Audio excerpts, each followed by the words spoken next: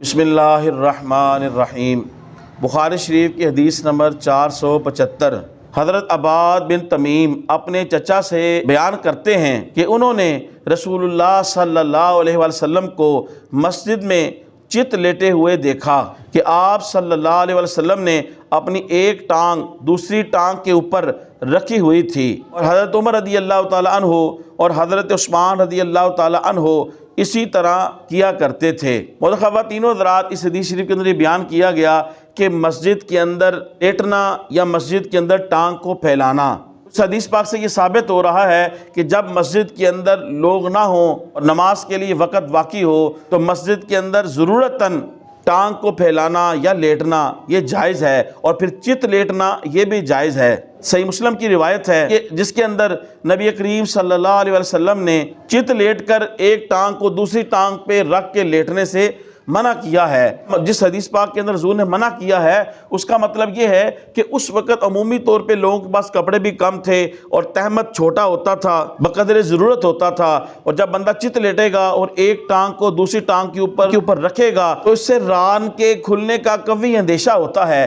تو اس لیے حضور نے اسے منع فرمایا ہے۔ اور اس حدیث بخاری کی حدیث کے اندر جس میں خود حضور رحمت کونین چت لیٹے تھے اور ایک ٹانگ کے اوپر دوسری ٹانگ تھی، اور حضرت عمر اور حضرت عثمان رضی اللہ تعالیٰ عنہ کے بھی ایسا ہی لیٹنے کا ذکر آیا ہے، اس کا مطلب یہ ہے کہ تہمت پوری ہو یا تہمت کے نیچے سے کوئی کپڑا پہنا ہو کہ وہ اگر چت لیٹے ایک ٹانگ کو دوسری ٹانگ کے اوپر رکھ کر اور ران کے یا ستر کے کھلنے کا اندیشہ نہ ہو اور اسے صحیح طریقے سے تہمت باندھنا آتا ہو اور تہمت بھی کھلا ڈلا ہو لمبا ہو تو یہ اس صورت کے اندر ہے۔ خلاصہ کلام یہ ہے کہ جس کا تہمت چھوٹا ہو اور اس تہمت کے نیچے کچھ پہنا بھی نہ ہو اور اسے پتا ہو کہ اگر وہ چت لیٹے گا ایک ٹانگ کو دوسری ٹانگ کے اوپر رکھ کے تو اس سے ستر ننگا ہوگا، ستر کھل جائے گا، ران کھل جائے گی، تو وہ پھر چت نہ لیٹے اور ایک ٹانگ کو دوسری ٹانگ کے اوپر رکھ کے نہ لیٹے۔ جس کو معلوم ہے کہ میرا تہمت بہت کھلا ہے، لمبا ہے، اور اگر میں سیدھا لیٹوں گا ایک ٹانگ کو دوسری ٹانگ کے اوپر رکھ کر تو میری ران ننگی نہیں ہوگی اور پردہ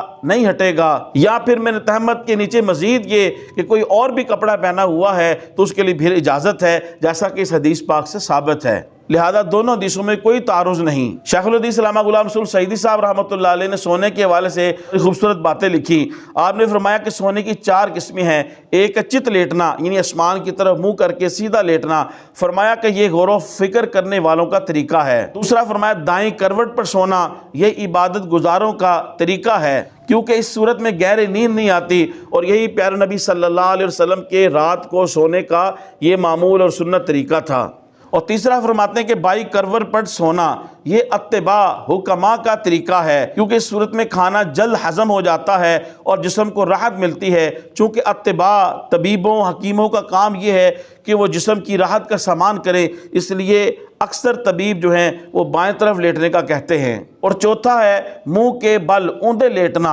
یہ غافل لوگوں کے سونے کا طریقہ ہے، اور اس سے حضور نے منع فرمایا ہے کہ سینہ جو ہے وہ انسان کی اعضاء میں سے معزز ترین ایک عضو ہے، اور اس کو الٹا کر دینا اور خاک کے ساتھ خاک کر دینا یہ درست نہیں ہے۔ آپ صلی اللہ علیہ وسلم کے لیٹنے کا مبارک طریقہ ایک یہ بھی تھا کہ آپ صلی اللہ علیہ وسلم جب فجر قریب ہوتی تو دائیں طرف اس طرح لیٹتے کہ سر کو اٹھاتے اور اپنے بازوؤں کو کھڑا کر لیتے اور اپنے ہاتھوں کو اپنے دہانی رخسار کے نیچے رکھ لیتے کہ اس سے گہری نیند بھی نہیں آتی، بندہ تھوڑا سا آرام بھی کر لیتا ہے۔ محترم خواتین و حضرات، تبلیغ دین کی نیت سے حدیث شریف کے درس کو زیادہ سے زیادہ لوگوں تک پہنچانے کے لیے میری اس ویڈیو کو شیئر کریں۔ اللہ پاک آپ کو جزائے خیر دے۔ السلام علیکم ورحمۃ اللہ وبرکاتہ۔